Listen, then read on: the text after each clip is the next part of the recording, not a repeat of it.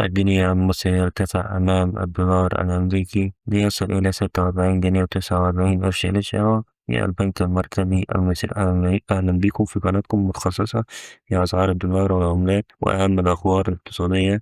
معنا دايما تابع آخر تحديث لحظة بلحظة. سعر الدولار النهاردة حافظ على استقراره قدام الجنيه في بداية تعاملات اليوم من غير أي تغييرات كبيرة في البنوك. البنك المركزي المصري سجل الدولار 46 جنيه و79 قرش للشراء، 46 جنيه ونص للبيع.